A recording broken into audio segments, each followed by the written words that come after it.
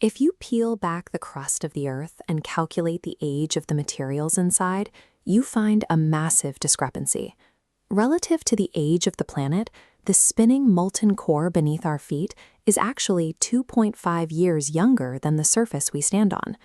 That age gap exists because time is not a universal constant, ticking away at the same rate everywhere.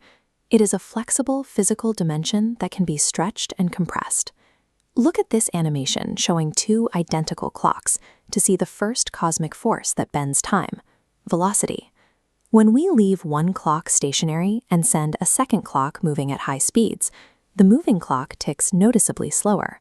This is special relativity, the physics principle stating that velocity slows down the passage of time. Now, notice what happens to the diagram when we add a massive planet. A clock placed near the surface ticks slower than a clock floating far away in empty space. This is general relativity, which shows us the second force that bends time: gravity. Heavy masses create strong gravitational fields, and those fields drag on time itself.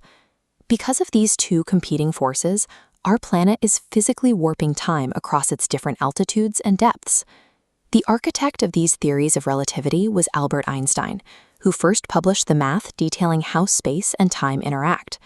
For decades, this temporal warping was treated purely as theoretical physics. It lived in equations on chalkboards, with no obvious consequences for daily human life. But if time is bending all around us, how do we actually capture and measure it in the real world?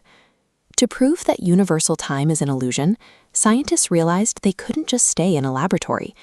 They needed to put human beings and highly sensitive instruments into the sky, moving faster and flying higher than ever before. In October 1971, researchers J.C. Hafele and Relativity secured tickets on regularly scheduled commercial airline flights going around the world. They brought with them 4 cesium atomic clocks, highly precise instruments that measure time by counting the exact vibrations of cesium atoms. The planes subjected these clocks to 2 competing effects at once. By flying high above the Earth, they experienced weaker gravity.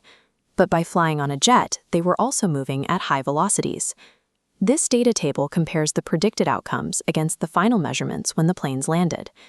The clocks on the eastward journey permanently lost 59 nanoseconds. The westward journey clocks, however, gained 273 nanoseconds compared to the reference clocks left on the ground. The onboard clocks did not malfunction or lose power. The physicists and the clocks literally traveled through time relative to the observers on the ground. Confirming how these laws of physics actually operate only required a commercial airline ticket and an atomic clock. And before we scale this experiment completely out of the atmosphere, take a second to hit the like button and subscribe to the channel. When we shift the setting to low Earth orbit, or LEO, we find our first space-bound test subject, the International Space Station, orbiting about 250 miles above the atmosphere. The ISS moves at an incredible velocity of 17,500 miles per hour. Because it moves so fast, the kinematic time shift, the slowing of time due to high speed, overpowers the gravitational time shift. As a result, clocks on the ISS run slower than on Earth. But if we zoom much further out to geostationary orbit, satellites sit at a dramatically higher altitude of over 22,000 miles. We can see the exact difference in this split-screen diagram. In geostationary orbit, the math flips. These satellites are so far from Earth's center that the weak gravity overpowers their velocity. Clocks up here actually run faster than on Earth.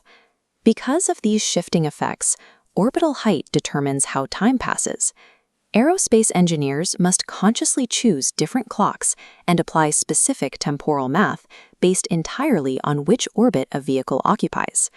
We can see the results of that math right in the smartphone in your pocket, specifically when you use the Global Positioning System, or GPS.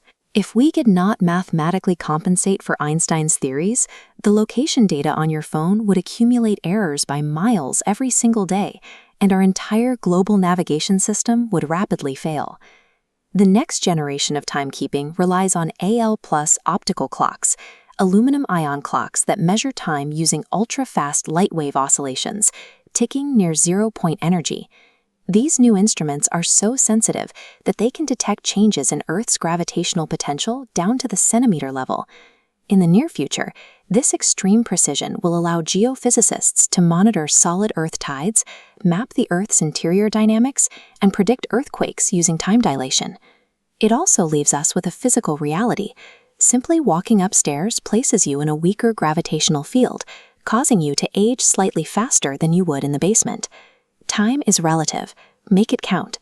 But remember, the faster you move, the longer you'll have.